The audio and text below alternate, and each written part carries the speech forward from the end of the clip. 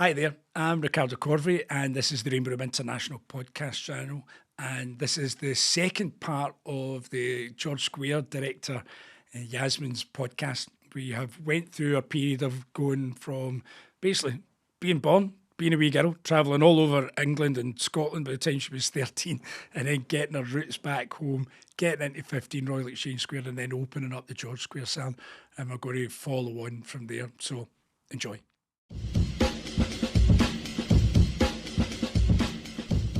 Talking about that sort of 1 to 5 year period and this getting in the salon, settling down, was there kind of high points in that, were you entering a lot of stuff, were you kind of still taking part in things, whether that be business awards, artistic awards, what kind of stuff were you still doing? So we had entered the Creative Head Awards and I think the BHA, but we finalised for Creative Head, I think it was 2014, and we won Salon Team of the Year. Right, which is massive, Which isn't was it? Because amazing. Creative Head's probably not a magazine at that time we had as huge an affiliation with. No. We'd always had a legacy of working with Hairdressers Journal. So for ourselves as a, for all the positive political reasons that these things have their entities, for us to really break through into Creative Head, especially as a kind of sort of establishment business, Yeah. I think was huge for you guys to do that. Where did you go down? Because they used to have those awards in amazing I know places. that was in the High Court in London. I can't remember the official name. Right, Magistrates wow, High but just- Court. An amazing venue, Yeah. absolutely Yeah. brilliant. And we just had a great night. It was very different from the Hairdressing Awards. Yeah. But it was brilliant. Fantastic. It was You know really what I mean? good. And was there a sort of validation in that all that work, you're kind of, so what you, not even, what you talking, 7 years by Yeah, that 7 point years.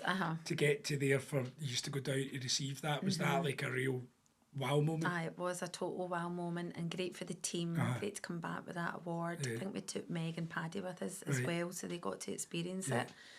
And it was great. And then obviously Dylan was doing Scottish Hairdresser.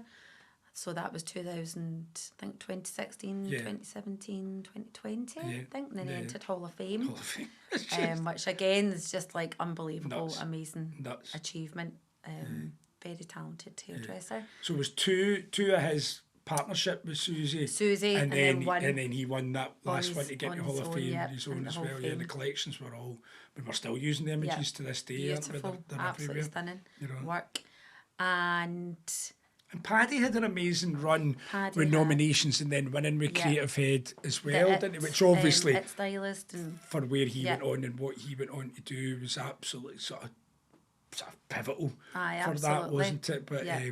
again, just another one of the great stories of who he was and what he was about, and Yeah. then another one of the wee guys. It just didn't matter what level he was at or where other people would have thought he was. He would stand with a Kirby grip in his hand and watch and assist. yeah, just You know, learn, absorb.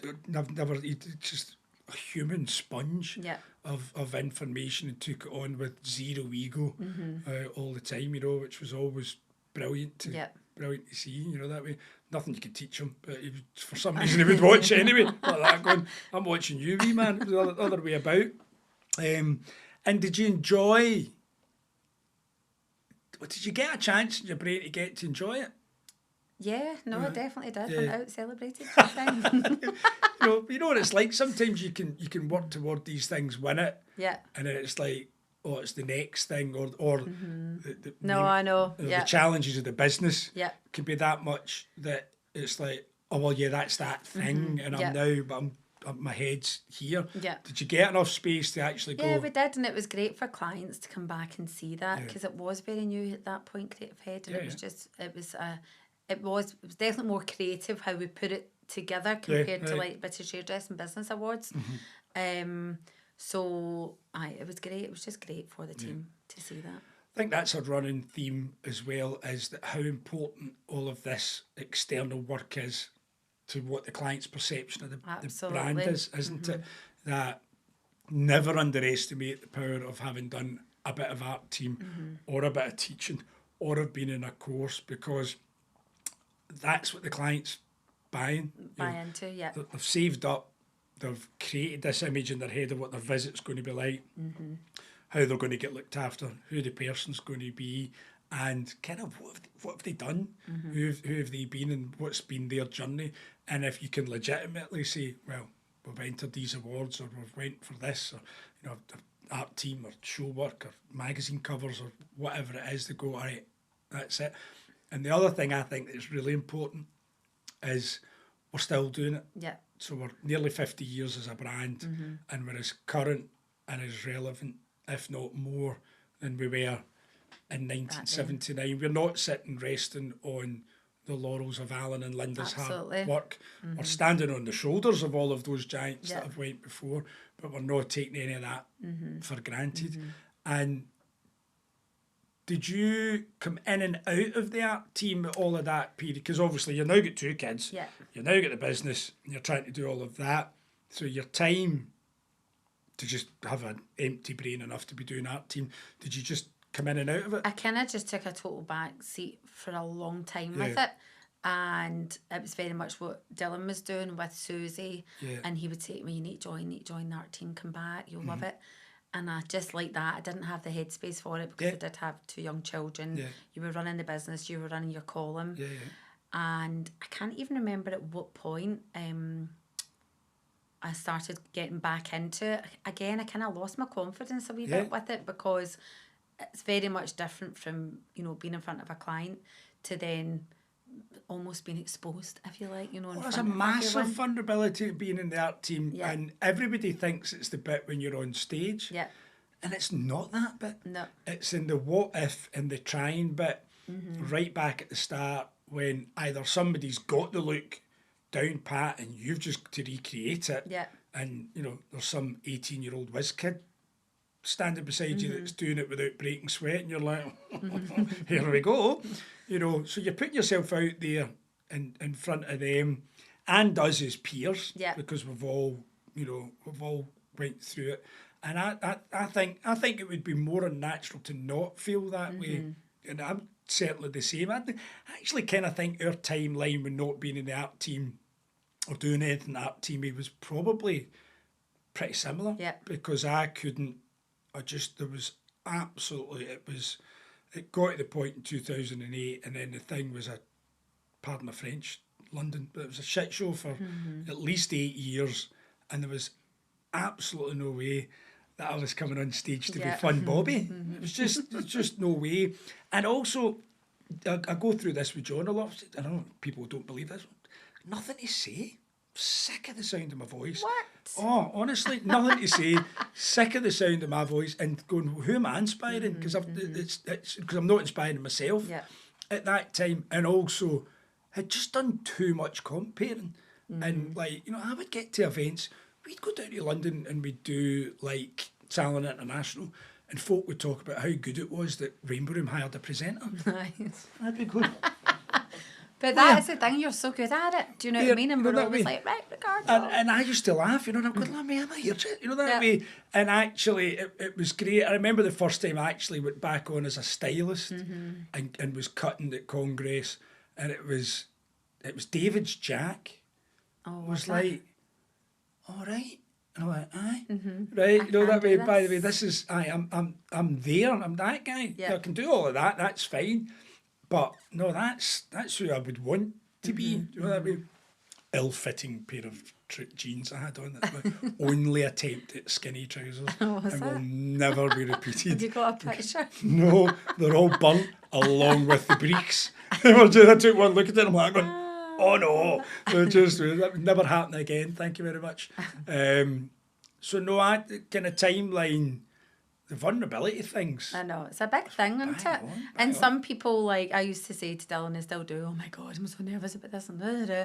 He's just not that way at all. And I think it's amazing. Do you know that? I'm just very different that way. So that's like, so I took a back seat, and then he was saying, come along, do the photo shoots, help out, and I started to get like a wee taste for it again. And like that, as you say, just dipping in and out of it. I'm probably more into it now than what I have been for a long time again. I think just because like Congress there was amazing. I absolutely loved being a part of that show.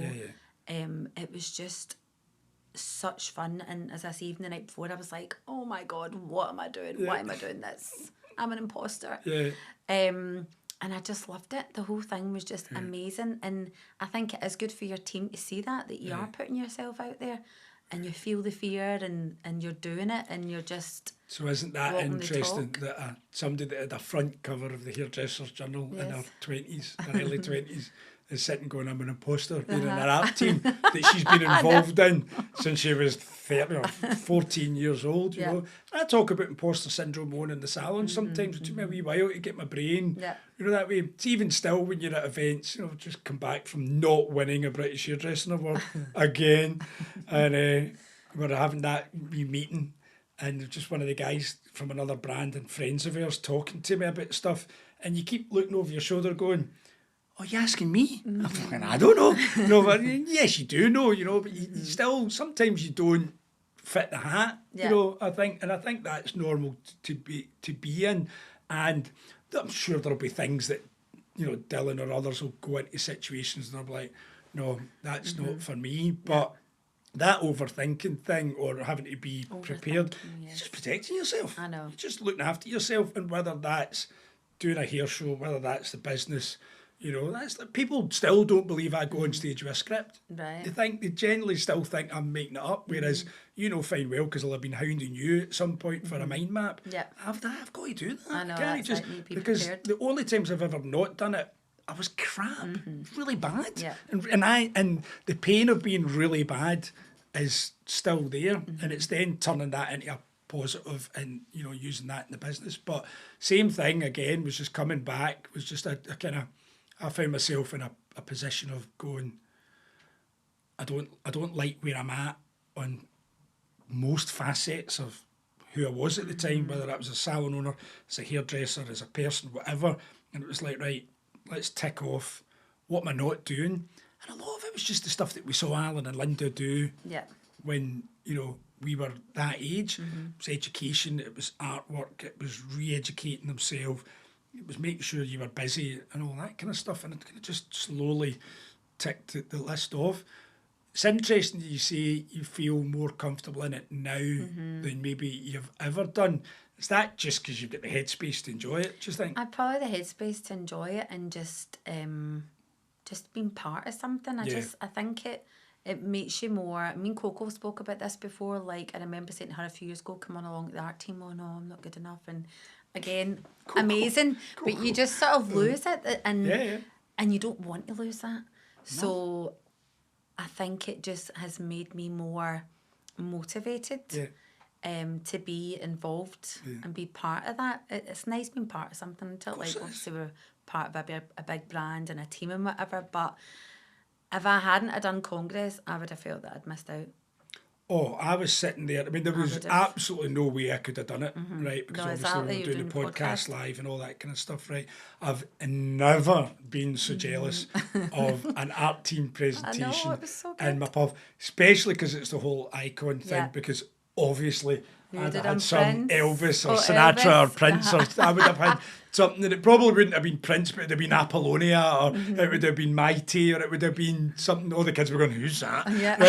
Right? No, needless to say, I would have picked some obscure person that nobody would have known, you know. But it was brilliant, and the energy of it was brilliant. Yeah. The age groups of everybody, from the longest serving members of the team to the young guys that were taking part, and none of theirs looked out of sync. So the younger guys coming through's work was as strong. Yeah, absolutely. But you still saw that little bit of magic dust from everybody that had maybe been doing it just that little bit longer, and the styling was clear, just knocked it out the park. Yeah.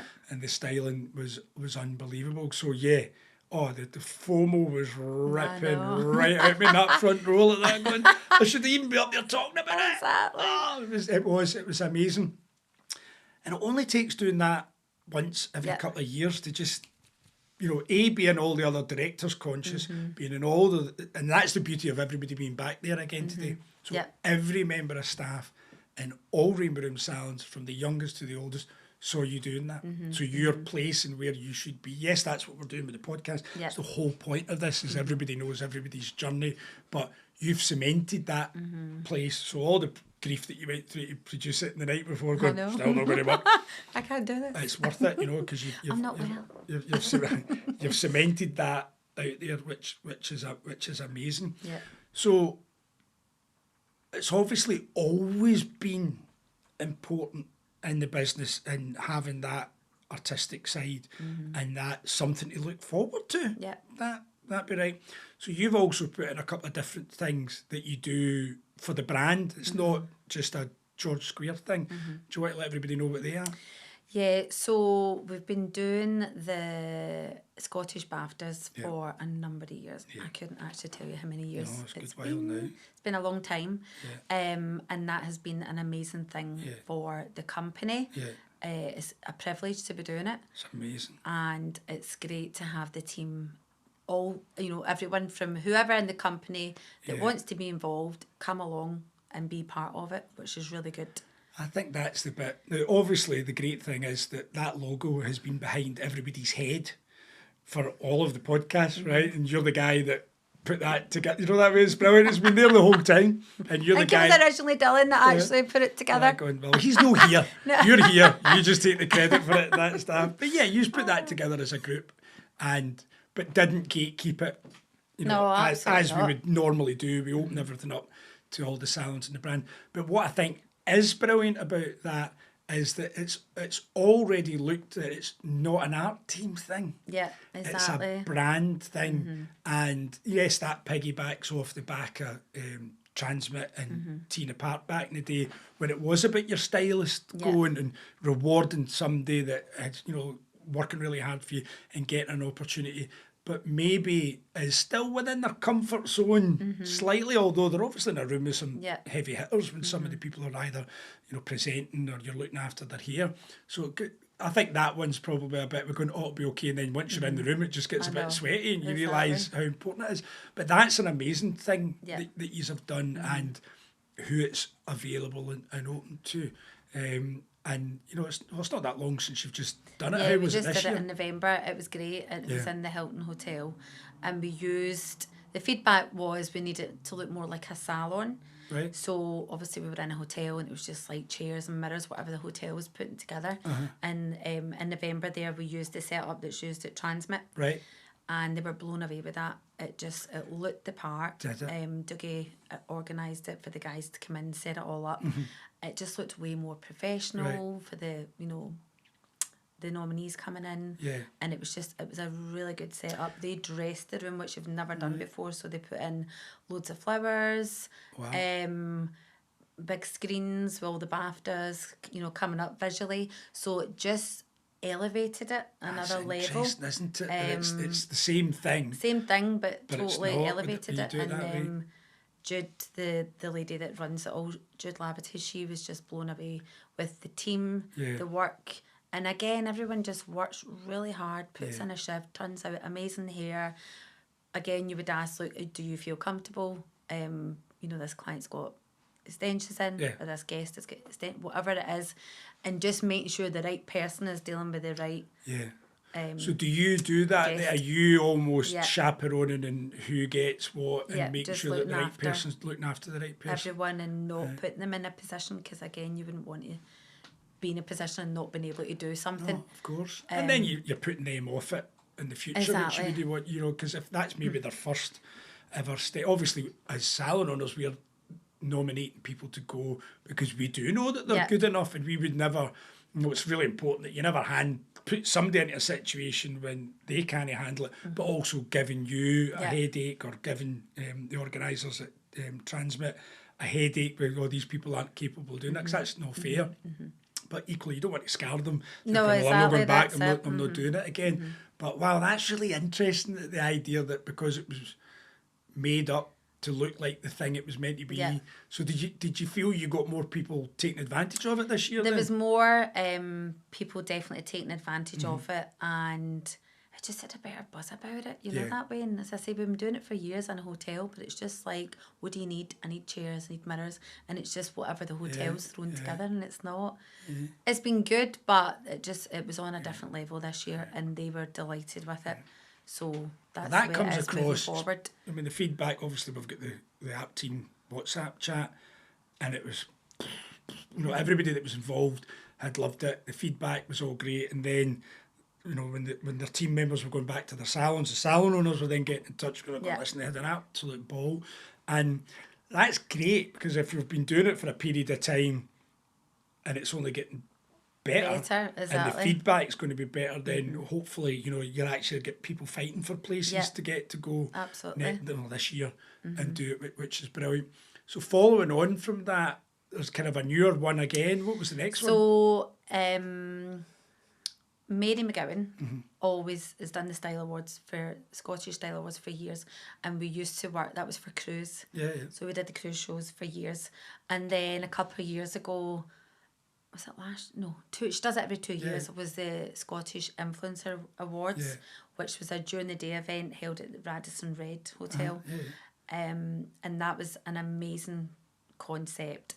And again, it was put out to all the salons, who's available, what stylists would like to be part of this, and we had it in George Square purely because it's central and it's literally a taxi journey to Radisson Red, and they have to be there pretty early. I think it's like a 1 o'clock start for the nominees, and again, it's like, you know, whatever all the different influencer awards are, they're all invited along if they want to have the opportunity to have their hair styled, have a cocktail before they go to the event.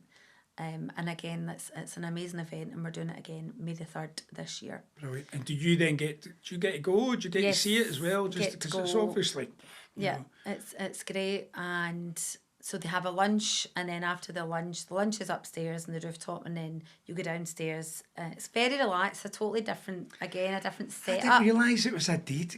You know what I mean? Just, I've got an image of what I think the Scottish Influencer Awards would be, and the idea of it being this calm luncheon is not, you know, it's a bit like the Dorchester for the Fellowship Awards. All of a sudden it's all really calm, as opposed to the British Hairdresser Awards being a riot, you know. So that's really interesting. I didn't think that. Maybe it's because the light's good for the selfies and filming themselves. They've got the daylight. We'll put William through as producing influencer of the year. We'll put, there must be a category for William. We'll get him in there. And again, do you find that just, it's a bit like talking about getting enthused from being a teacher? Yeah. Does that just give you another wee? I just think, as a brand, it's amazing that we're involved in these things, and you very much want to keep these relationships. And it is good to be seen, you know, for everyone, for peers, everyone to see, God, they are very much in amongst it and involved in these things. And as I say, we've got a great relationship with Mary, and she just, you know, loves us being part of it. And there isn't many other groups that could do it because of the volume of staff that we have. That it's great that we have these opportunities to offer it to our teams. Again, you know, it's there for the taking. If you want it, it's there. Well, again, that's it. It's just turn up. Because even at that, you might only, you know, even if you are an assistant and you're off that day, somebody's going to need somebody's hair washed. You're going to learn something, and it's just a case of, well, I'm going, and if I get used, I get used. And again, if I'm only getting the coffees, or if I'm doing this or I'm doing that, that's a different thing. Or obviously, in George Square's unique case, I'll be making the cocktails, which is a whole other thing.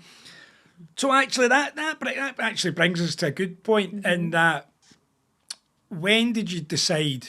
You know, so for those of you that haven't been in the George Square salon, when Linda opened it, it was really that classic Art Deco vibe that Alan and Linda loved, and you know, there would always be little hints of the Regano in Buchanan Street, and more so George Square than 15, really, you know, and there was always that vibe put through Linda wanting her floating basins and all these kind of things that were put in, and it was huge, just a huge floor and a massive space. And, you know, and what they built at the time was fabulous and was amazing. But I guess a bit like David and a bit like sorry, a bit like Will rather, and a bit like Tara, you know, going into a salon that's not, you know, obviously the rest of us are going in and it's brand new, Yeah. and we're opening the salon, whereas you guys are going into one that's had a bit of wear and tear and been used and abused a bit, and in Will's case, completely used and abused, and a lot of wear and tear, and Tara somewhere in the middle. When did you start thinking we'd like to put our own stamp on it? Probably about 2017 was when we spoke about it. That's 10 years in. Yep, 10 years in. I hadn't been currently running as a salon for 18 years at that point. Okay. Like that, things were just getting a wee bit tired. And myself and Dylan were coming down to London a lot for the British Hairdressing Awards. I would make a point of going to a salon, having my hair done, just seeing what else was out there. And then I went on to Pinterest. We came up with amazing ideas, looked at salons in Amsterdam, different places like that. And so had a sort of storyboard of how we envisaged it to be. And it was actually one of our clients that designed the salon. She was coming in all the time. She'd say, if it was me, it was to design, this is what I would do. And so she had, you know, she was always commenting on it when she was in. And seeing it working. Exactly. That's really interesting, isn't it? That obviously there's talented people who know all about these things and can design a space, but actually somebody that's seen it evolve and grow or be used and abused and misused and whatever, and seen all the pitfalls, that's really interesting. So that was, you know, and it was just like a drip, drip, drip every time. So then we thought, right, okay, we'll ask her if she would be up for designing this. So we spoke to Linda and Alan, and first they were a bit apprehensive about it, because obviously Dougie had always designed It's the only salons. independently designed salon of the group, isn't it? Out with the other salons, and they were very much right, okay, we want to see a full presentation here. Yeah. And Joanna was amazing at her job, and she did like a walkthrough on the screens. We went down to Howard Street in the Did you boardroom. do the digital thing? Brilliant, yeah. Yeah, so, did the digital thing, and they were blown away with it. Yeah. Oh, so they gave us the go ahead. The thing is, it's still, for as much as it's different but the same, it still has that clean, timeless thing that you know what you would hope. And other than, I would say, my floor, mine's isn't really dated. No. Because of the way that it was built. And obviously I was unique because I got the first of the new sections. So everybody that came after me got my sections, right? But I'm the last salon to have a foot width tile. Right. So it looks ancient. My floor looks ancient. It's the constant thing. And between 24 Royal Exchange's floor and yours, I have floor envy. Like you can't believe, constantly. And I'm switching towards your floor more than 24's, but you know, so it has that. It looks like a Rainbow Room International. 100% looks like a Rainbow Room, and it very much fits into this, you know, we've got original pillars, so it still very much fits into how the brand should look. And I get why Linda and Alan would have been apprehensive, because you know, it was somebody different that was doing it. It's still their ball. 100%. You know, they still, and even if they've let you kick it about for a wee while, you know, and especially Linda, because it really was a baby. Yeah.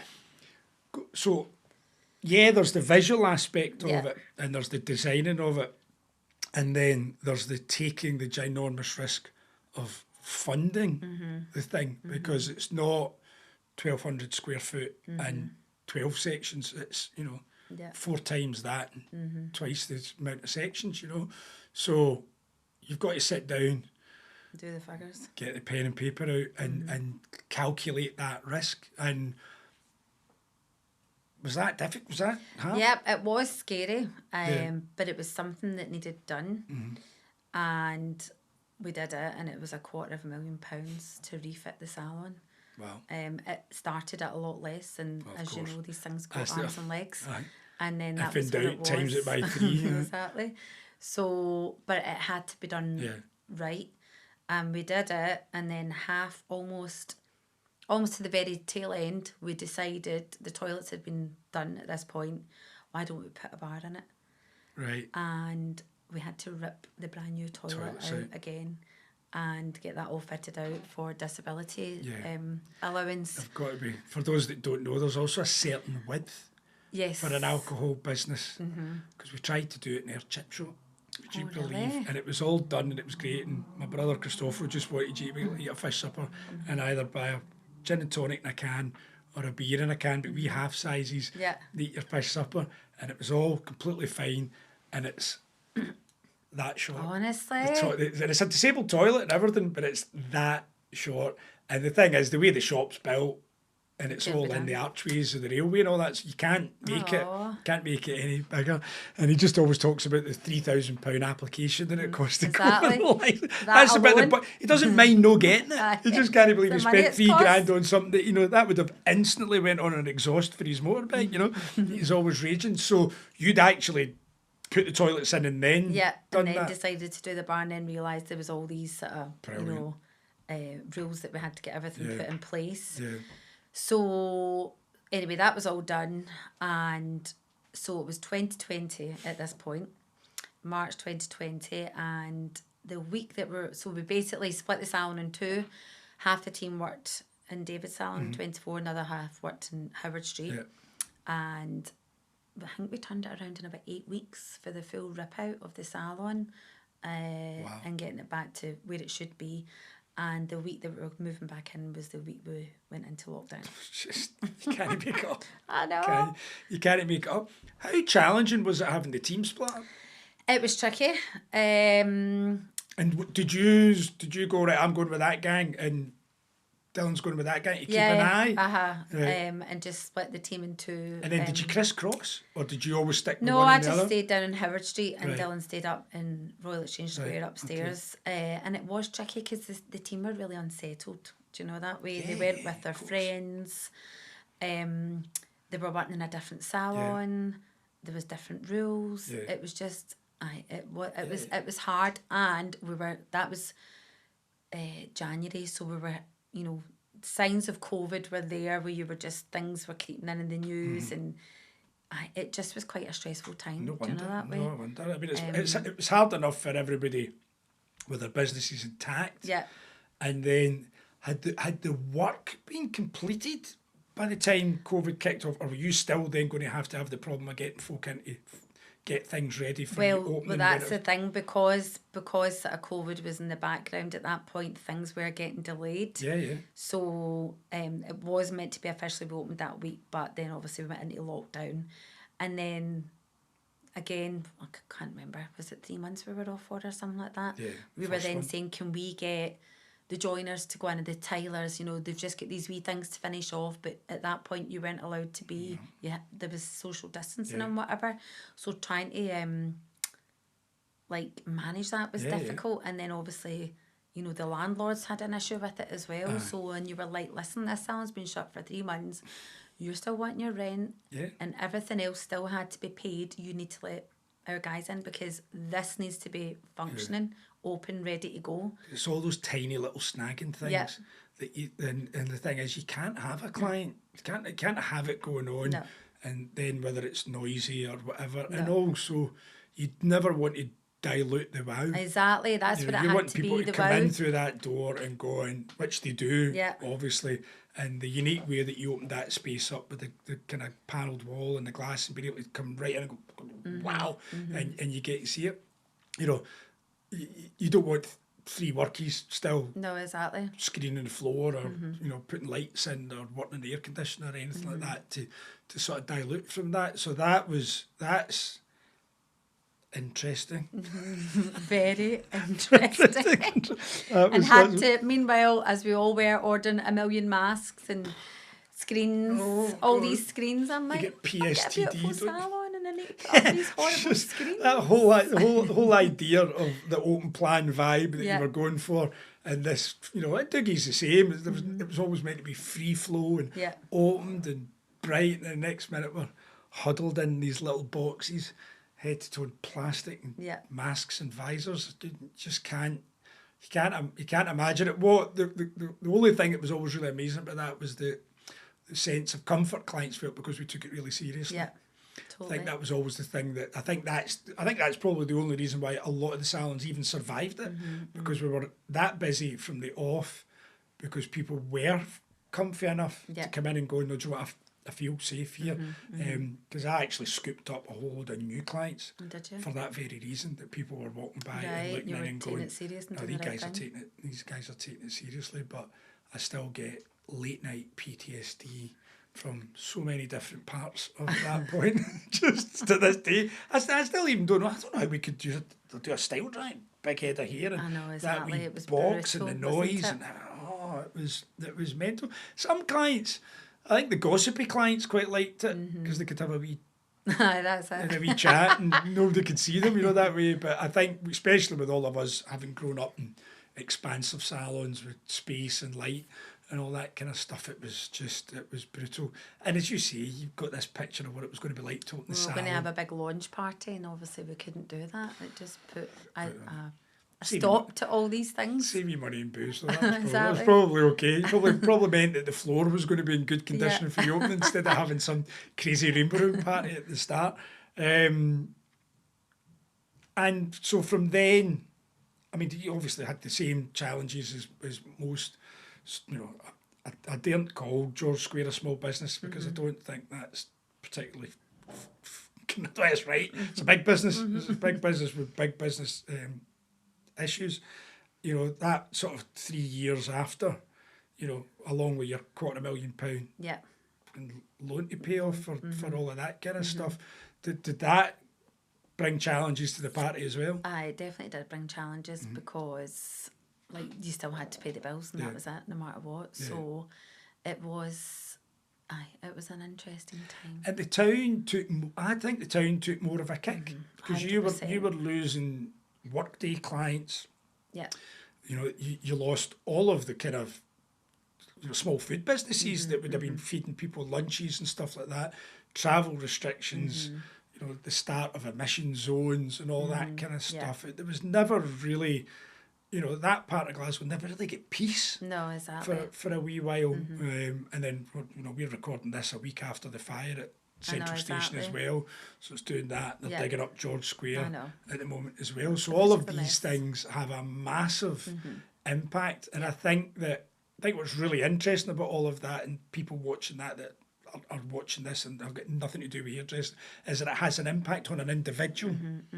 At the end of the day, all of these things are going on, but that's then dropped at your door. Yeah, exactly. Because, I've chosen this opportunity to have this property and have this business here, but has anybody actually thought of the 13-year-old girl in the art class that's now sitting with this pile of stuff going, hold on a minute, I just really wanted to have a really cool salon and it was all going to be okay. Do you want to open up the bloody square that I'm in? And it has changed, the landscape of the town has changed, because Fridays used to be absolutely mobbed with, people going for drinks. That doesn't happen anymore. It's very much Friday and Monday, a lot of people work from home.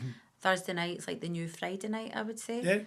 But you still have as busy a Thursday night clientele like your shopper clientele, or are they going out, your later clients? I would say they're going out, the later clients. Still have late clients, but not to the extent that it used to be. It very much has changed. And as you say, you've got George Square's completely dug up at the moment. That happened to Central Station. So many more people work from home. You are seeing clients coming in now and they're starting to say, oh, my work said we need to go back to working in the office. And I'm like, that brilliant. Yahoo. Thank Bring you. it on. Magic. It's a shame not. The last 6 months to a year to 6 months, I've had the most settled team in Thursday nights than I've had for ages. Yeah. And I'm slowly but surely seeing an increase in my Thursday business again. And what happened to me was all my teachers retired. Right, okay. So my whole Thursday night from 5:50, from 4:30 onwards, it was teachers. I always had teachers on a Thursday night, and they all retired. And the culture of Thursday, I mean, Airtown Centre, there's no shops. So nobody shopping, there wasn't any of that. So it was people leaving their work and the ability to offer a late colour. Obviously, we've got Sunday opening, so that would scoop up some of that as well. But we lost that. We really got to a point where I was about to go, is this even a thing anymore? And a bit weird that, we've been with the brand and we've been with the mechanics for so long. You go, I've got to be open late on a Thursday. I know. there's no real reason why you have to, right? But it's just, well, it's what we do. It's what we've always done. And I was probably a bit close to maybe looking at it. And then the last 6 to 8 months, my own clientele and the team that are in with me have just went, and it seems to have been switched on.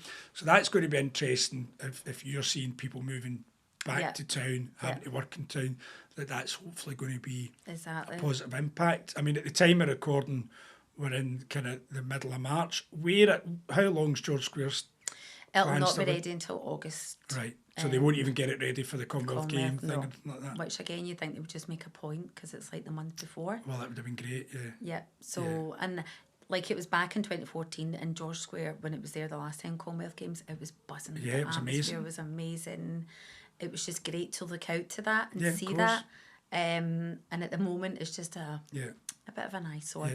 And you've got challenges of people knowing where you are just now as well, haven't you? And being able to sort of attract attention to the salon. But obviously, there's more unique ways of doing that now, whether it's socials and whatever.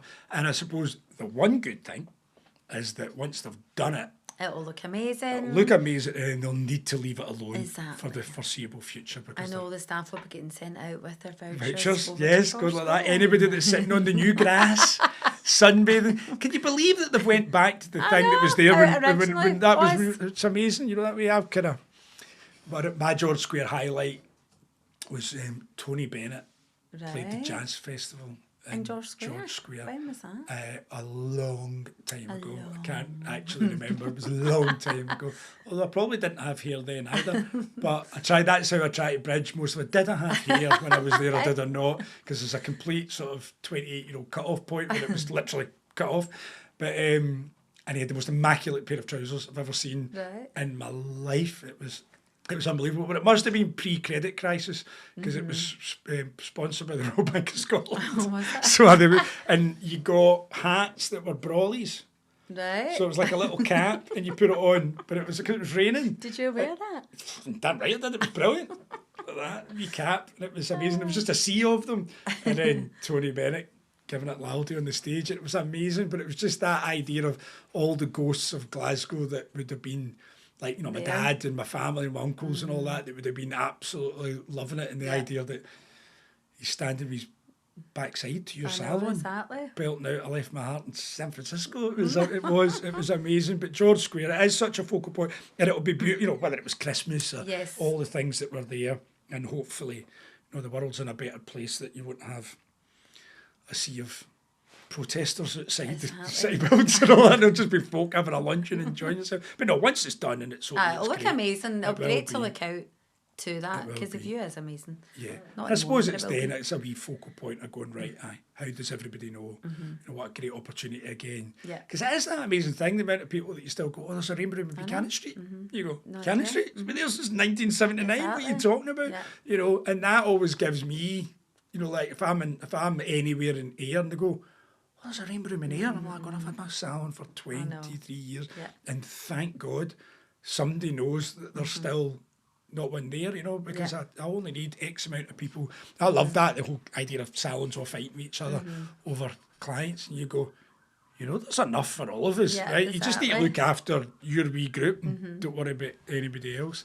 The Royal Alexandra Hospital has provided this... once again. Lovely ambulance again, but whether you hear it or not, it's a whole other thing. But they're diligently doing their job, and we salute you. Thank you very much. So, where are you just now? Then within that, you know, how you're that far into the refit. Did it all work? Are you happy with how it's looked and how it's working? Looks amazing. Again. You know, as you say, so many clients don't know it's there. It's a bit of a bugbear of mine, and I'm always like, right, how can we let people know that we're here doing things on social media? And when people come in, they are like, wow, this is amazing, this is stunning. So it's nice to hear that. You know, it's 6 years down the line, it is beautiful, and it looks great, and the team love it. So it's a nice environment to work in. Yeah. And just pretty much this year focusing on the team, growing the team. It's very much old, like people that have been 20 years plus, like Jack, Meg, Gabby, which is amazing still to have. these amazing stylists within the company, within the salon, and then the other half is young. So it's just focusing on that and helping them grow and develop now is where my focus is. Brilliant. I think as well, constantly talking about 5-year blocks, and that people will be either swayed with brands or swayed with salons or sort of infrastructure, whether it's renting chairs or working from home after COVID, working in collectives or whatever, and that becomes the next best thing, or this brand comes from down south and comes into Glasgow, and we've all lived through the peaking and the troughing and the peaking and the troughing with that, and you know, we've all went through that period of kind of maybe not even so much post lockdown, I suppose, maybe losing, you know, a percentage of team members because they were sitting around going, what if, and what if I do that, and am I really getting from my career what I want and whatever. And for us not to be hit with that, we kidding ourselves on, right? Exactly. Because that would just be, you know, we try as hard as we do to look after and to mentor and build teams as we can, but you know, we're not superhuman. We're going to lose the people that we're going to lose. We're going to keep the people that we're going to keep. But what's really important is I think we're at the tail end of that 5 years as well. And I think a lot of people are just going, you know, I really like being in a salon. I really like working beside somebody. I really like being in a collective that goes and does events and whatever. And again, a whole bunch of kids have grown up not knowing that. No, exactly. You know, there's a whole bunch of people that didn't get our opportunity of getting to sit and watch the Wills and the Davids and the Johns and the Alan and Lindas and all that and see that. And I think that'll be getting craved again. And the issue is there's not enough of brands like us left who are actually prepared to do an SVQ or an NVQ and have a training academy and look after them. So as much as we've maybe weathered a bit of a storm as a brand and individually as salons, I think we're at the other side of that, which I think is going to be really exciting. And the good thing is that you've got that mix of the experience is still there to go, well, you could become that guy. I think what's really exciting is that if you were an assistant joining your team just now, you've got somebody near you only a couple years older than you that you can follow. And I think whenever we get back to that, because again, that's what we grew up with, I think when we get that, I think that's really exciting. Absolutely. Because they can go, right, I can be that guy. They can relate. And they can follow that through. And, you know, I've been through that where all of a sudden I'm like, oh, none of these guys were any of my assistants. And, you know, I've only got my experienced guys were with me, whereas I'm just on the cusp of getting back to that. And I think because we've grown up under that, I think that makes it really, really important. Where do you see it moving forward from now? Are you kind of, obviously you want to grow the team and you want to build it. The good thing is you've got the security of the place looking amazing. I mean, it's not going to, other than wear and tear, it's not dating. No, exactly. 20, 40 years, really, is it? Do you know, that way? So, you know, and I will be constantly having a look at your floor to see how long it lasts. So, you know, you've got that out the road, so you don't need to worry about that. So, is the focus really just on then building the team again? Building the team, getting them involved, as many art team things as possible, and just getting excitement back again. I think like that. We've just went through the whole COVID thing, coming out of that.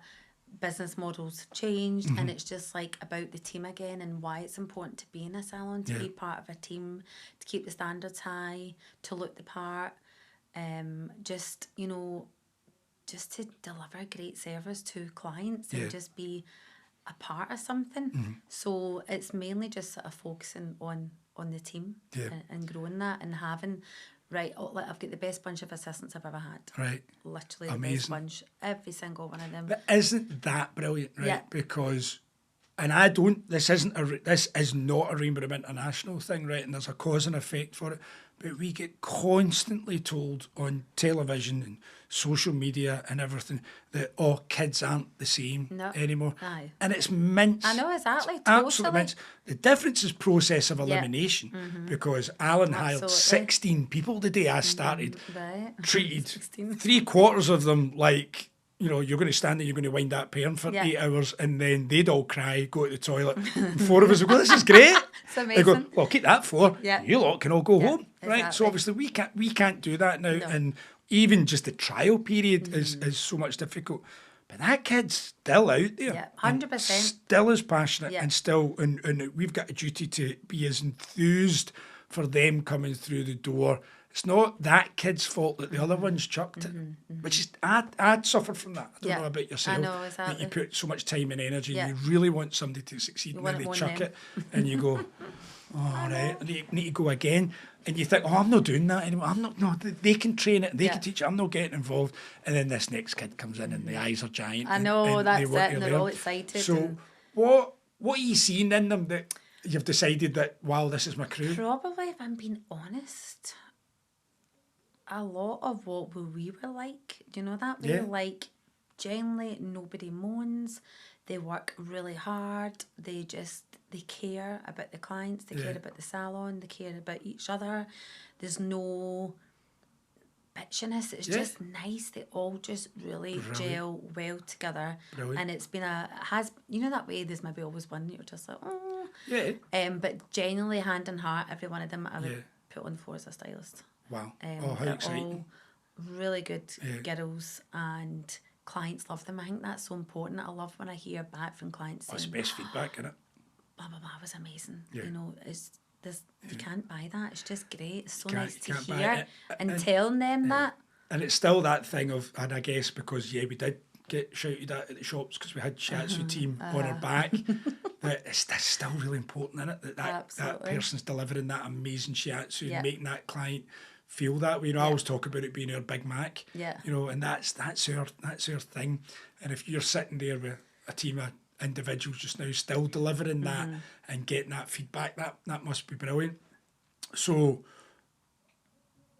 I guess that's what's going to be unbelievably important for you now, is that you really want that young stylist just now to hit all the bases, Yeah. so that they can go, you know, I can be, because hopefully youngsters watching this now goes, well, yeah, I can be Yasmin, Yeah. or I can be Tara, or I can be Will, or I can be John, or whatever. You know, the mystique of what directors allegedly are has been stripped back. Yeah. And we were all just the same kid going, what if? I don't know. Let's see if I can do this.